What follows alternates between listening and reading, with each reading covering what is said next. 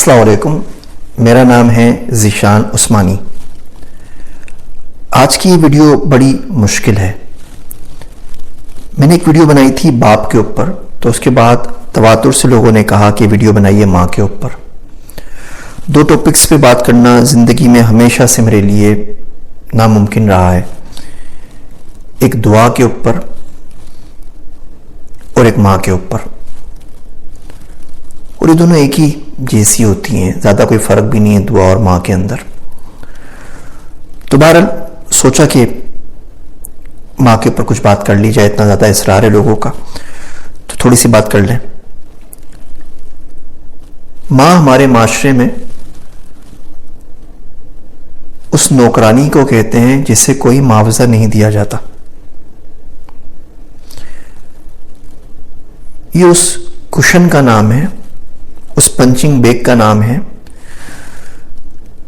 جو باپ سے ملنے والے، اولاد سے ملنے والے، لوگوں سے ملنے والے، رشتہ داروں سے ملنے والے، خاندان والوں سے ملنے والے، گھر والوں سے ملنے والے، ہر ظلم، ہر طعنہ، ہر تشنیع، ہر بری بات کو بچوں تک پہنچنے سے روکتی ہے۔ ماں سب سے زیادہ پیچیدہ شخصیت ہے۔ یہ ہنستے ہنستے رو پڑتی ہے، روتے روتے ہنس پڑتی ہے۔ اس کے پاس سوائے اپنی بچوں کے کوئی خوشی نہیں ہوتی، اور اس کے پاس سوائے اپنے بچوں کے کوئی غم بھی نہیں ہوتا۔ بچہ بیمار ہے تو یہ بیمار ہو جاتی ہے، بچہ خوش ہے تو یہ خوش ہو جاتی ہے، بچہ پاس ہو جائے تو اسے لگتا ہے کہ ڈگری اسے مل رہی ہے، بچہ فیل ہو جائے تو شرم اور خجالت کے مارے رات بھر یہ نہیں سو پاتی، بچہ غلطی کر بیٹھے تو سمجھتی ہے کہ قصور میرا ہی ہے، بچہ اچھا کام کر دے تو ایک دنیا کو بتاتی ہے کہ کام اچھا بچے نے کیا ہے۔ مالی تنگی ہو، کچھ نہ کچھ کر کے پسنداز کچھ نہ کچھ پیسے رکھتی ہے کہ وہ مالی تنگی بچوں تک نہ پہنچ سکے، ان کے خرچوں میں، تعلیم میں، کھانے میں کسی قسم کا مسئلہ نہ ہو سکے۔ لیکن ہمارا رویہ من حیث القوم ماں کے ساتھ اچھا نہیں ہوتا۔ وہ منور رانا نے بڑی زبردست شاعری کی ہے ماں کے اوپر۔ وہ کہتے ہیں، ماں آ کر خواب میں بتا جاتی ہے ہر روز، ماں آ کر خواب میں بتا جاتی ہے ہر روز، بوسیدہ سی اوڑھی ہوئی اس شال میں ہم ہیں۔ آپ گھر میں دیکھ لیجئے، سب سے سستے کپڑے شادی میں ماں اور باپ کے بنتے ہیں، اور وہ کہتے ہیں ہمیں تو یہ ٹو پیس وغیرہ مہنگے جوڑے پسند ہی نہیں، ہم شلوار قمیض میں صحیح ہیں۔ ایسا کیوں ہوتا ہے کہ دنیا کی سستی ترین چیزیں اچانک ماں باپ کو پسند آنے لگ جاتی ہیں، اور مہنگی چیزیں صرف اولاد کے لیے رہ جاتی ہیں؟ چلیں آپ کمرہ دیکھ لیجئے اپنا، آپ کا اور آپ کی مسز کا جو بیڈ روم ہے اس کو اپنے ماں کے بیڈ روم سے کمپیئر کر لیجئے۔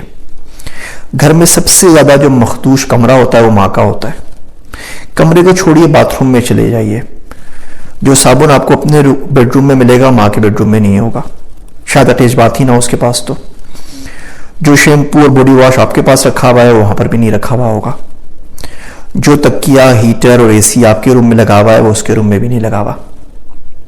کبھی زندگی میں ایک کام کیجئے، اپنی مسز سے کہیے کہ آج آپ ماں کے روم میں سو جائیے،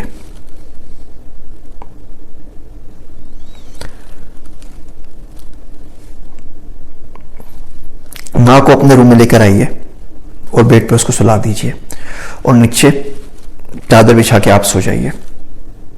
کوشش کریں روز آفس پہ جاتے ہوئے ماں کے ماتھے پہ بوسہ لے لیا کریں، اس کے سر میں تیل لگا دیا کریں، بولے امی آج ٹائم فارغ ہے، آئیے میں آپ کے سر میں تیل لگا دیتا ہوں، آپ کے پاؤں دبا دیتا ہوں، آئیے میں آپ کو ڈاکٹر کے پاس لے جاتا ہوں۔ ہماری مائیں کھانس رہی ہوتی ہیں، اولاد ٹک ٹاک پہ لگی ہوئی ہوتی ہے، ہماری ماں کو سودا سلف لانا ہوتا ہے، اولاد کو جاب سے فرصت نہیں ہوتی۔ ہماری ماؤں کی کمر دکھ رہی ہوتی ہے، اولاد پب جی کھیل رہی ہوتی ہے. ہماری ماؤں کو اولاد کی مستقبل کی فکر کھائے جا رہی ہوتی ہے اور اولاد اس کے مرنے کا انتظار کر رہی ہوتی ہے. منور رانا کہتے ہیں یہ سوچ کر ماں باپ کی خدمت میں لگا ہوں، یہ سوچ کر ماں باپ کی خدمت میں لگا ہوں، اس پیڑ کا سایہ میرے بچوں کو ملے گا. آپ جس طرح برتاؤ کریں گے نا ماں کے ساتھ، اس کا پھل آخرت میں تو ملتا ہی ہے، دنیا میں بھی ضرور ملے گا. یہ مائیں بڑی عجیب ہوتی ہیں، یہ کسی سے اپنے اولاد کا شکوہ نہیں کرتی. ہم پردیس میں رہنے والوں کو ان کا بڑا احساس ہوتا ہے.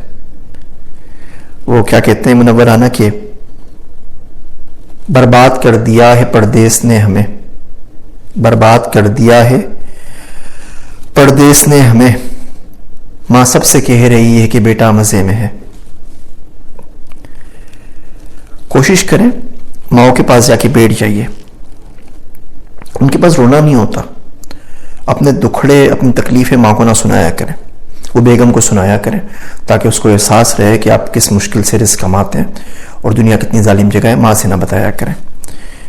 آپ سے کام کی بات عرض کروں، کبھی بھی آپ کے سر میں درد ہو، طبیعت خراب ہو، ماں کو نہ بتائیں. وہ جب بھی پوچھے دور ہو یا قریب ہو، بالکل ٹھیک ہوں، فرسٹ کلاس، بہترین، مجھے کیا ہوا ہے، اس جوانی میں مجھے کچھ نہیں ہوتا، بالکل ٹھیک ہے، میرے پاس کوئی بیماری نہیں آتی. کبھی بھی اس کو نہ بتائیں. آپ کی بیماری کا سن کے وہ آپ سے زیادہ بیمار ہو جاتی ہے. کیا شعر تھا منور رانا کا کہ منور ماں کے آگے کبھی کھل کر نہیں رونا، منور ماں کے آگے کبھی کھل کر نہیں رونا، جہاں بنیاد ہو اتنی نمی اچھی نہیں ہوتی. یہ بنیاد جب گر جاتی ہے نا پھر اس کا احساس ہوتا ہے. جب ماں چلی جاتی ہے تو پتہ چلتا ہے زندگی کی کتنی مشکلیں اس کی دعاؤں سے ٹل رہی تھی اور اب آپ کو اس کو فیس کرنا پڑے گا. اور کوئی نعم البدل نہیں ہے ماں کا، کوئی پیر، کوئی فقیر، کوئی دعا، کوئی عمل ماں کی دعا کا نعم البدل ہو نہیں سکتا. ہمارے معاشرے میں جب باپ کے مرنے کے بعد وراثت کی تقسیم ہوتی ہے تو ماں وہ بے قیمت شے ہے جسے کوئی بھی اولاد لے جانا نہیں چاہتی. وہ فرا شاہد کہتی ہیں تقسیم پھر ہوئی ہے وراثت کچھ اس طرح، تقسیم پھر ہوئی ہے وراثت کچھ اس طرح، ایک ماں زمیں پہ دیکھیے در بدر ہوئی. اگر زندگی میں کوئی ایسا موقع ہے کہ وراثت کی تقسیم ہو تو سب کچھ دے دیجیے گا، ماں کو اپنے ساتھ لے جائیے گا، اس کا بڑا فائدہ ہوگا.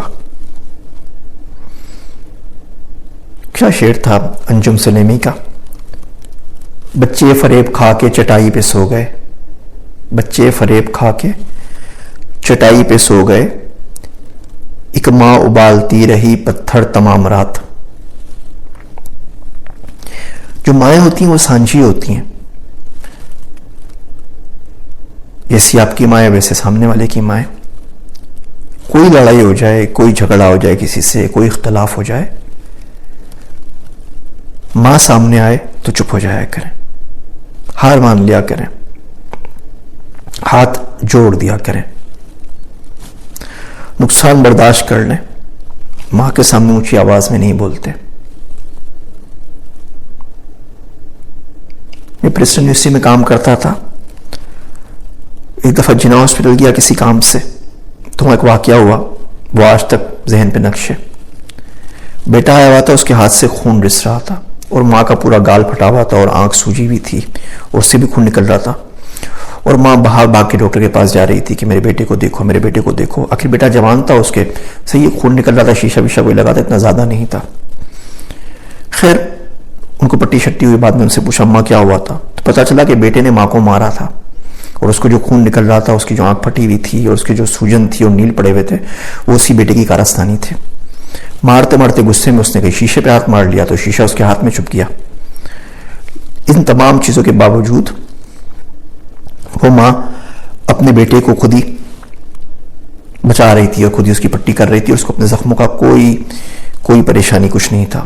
کسی لوگوں نے پوچھا بھی کہ بھائی پولیس کو بلایا کچھ کریں، کہ نہیں کچھ نہیں ہوا، بس ایسے لگ گئی. ہم ماؤں کے ساتھ بڑا برا سلوک کرتے ہیں. اگر آپ نے زندگی میں کبھی ماں سے بدتمیزی کی ہے، کبھی اس کو ڈانٹا ہے، کبھی اس کا پچھلا خاندان اس کو یاد دلایا ہے، کبھی اس کو اس بات کا تانا دیا ہے کہ آپ زیادہ پڑھ لی اور وہ نہیں پڑھی لکھی، کبھی طور طریقوں پہ اس کو ڈانٹا ہے، کبھی اس لیے اپنے ساتھ لے کے نہیں گئے باہر کہ جس طریقے سے وہ چلیں گی، بیٹھیں گی یا کھانا کھائیں گی تو آپ کو ایلیٹ سوسائٹی کے اندر شرمندگی اٹھانی پڑے گی.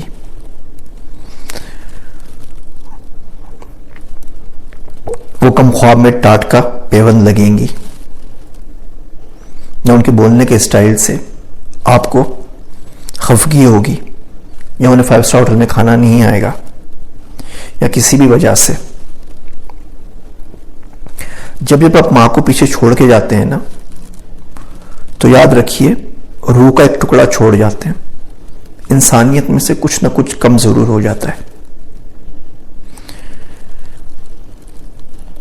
اگر معاشرے میں آپ کی ماں آپ کے لیے باعث شرمندگی ہے، یا آپ کی بہن آپ کے لیے باعث شرمندگی ہے، تو چھوڑ دیجیے اس معاشرے کو. اس معاشرے پہ بھی لعنت ہو اور آپ کی سوچ پہ بھی لعنت ہو. میرا ایک دوست ہے عبداللہ، اس نے بڑا عجیب کام کیا. اس کی ماں کا انتقال ہو گیا تو اس نے ماں اڈاپٹ کر لی. ایک بوڑھی خاتون تھی، وہ کوئی رکشے والے سے لڑائی ہو رہی تھی، ان کو مار رہا تھا کسی وجہ سے. اس سے پوچھا تو ان کا آگے پیچھے کوئی نہیں تھا.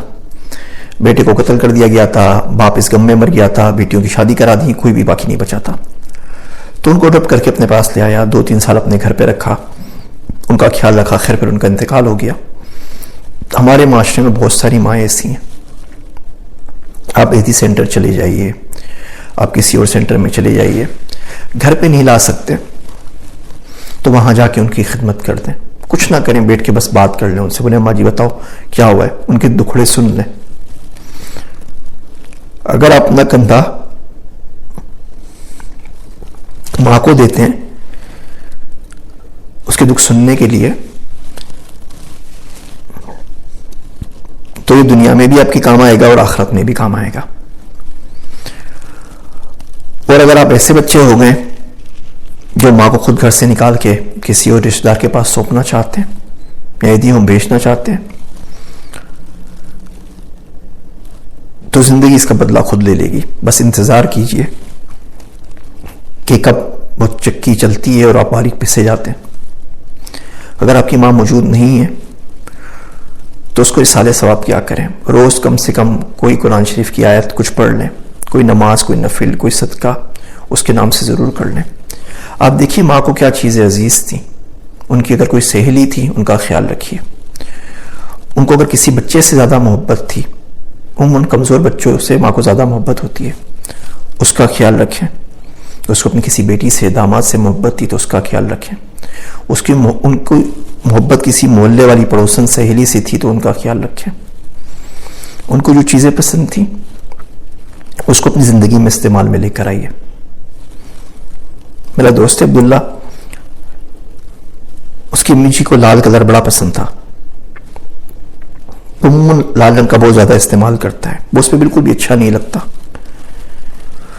رنگ برنگی پھولوں والی شرٹیں اور پتہ نہیں کیا کیا. تو میں اس کو بولتا ہوں یہ کیوں کرتے ہو، لال رنگ بچھایا ہوا ہے، ہر جگہ اجرک بچھائی ہوئی ہے، کیا کرتے ہو؟ تو بولتے میری ماں کو پسند تھی یہ رنگ، مجھے میری ماں کی یاد دلاتا ہے. پھر جب بھی یاد آتی ہے تو میں اس کے لیے دعا کر دیتا ہوں. تو ایک ویژول ریمائنڈر ہے اور کچھ بھی نہیں. آپ کوئی بھی کام زندگی میں کریں گے نا تو اس بات کا خیال رکھیے کہ آپ کی ماں نے آپ کو ایسا نہیں بنایا کہ آپ ظلم کریں. آپ کی ماں نے کبھی آپ کو ٹریننگ نہیں دی کہ آپ جھوٹ بولیں. آپ کی ماں نے کبھی نہیں کہا تھا کہ آپ سود لیں. آپ کی ماں کبھی بھی نہیں چاہتی تھی کہ آپ بیوی بچوں کو ماریں، ان پہ چلائیں. آپ کی ماں کبھی بھی یہ نہیں چاہتی تھی کہ آپ پڑھیں نہیں. آپ کی ماں کبھی بھی یہ نہیں چاہتی تھی کہ آپ جہنم کی راہ اپنائیں اور جنت کا راستہ چھوڑ دیں. اور آپ کی ماں کبھی بھی نہیں چاہتی تھی کہ آپ نماز نہ پڑھیں. دل میں سوچا کریں کہ اس سچویشن میں میری ماں ہوتی تو کیا چاہتی.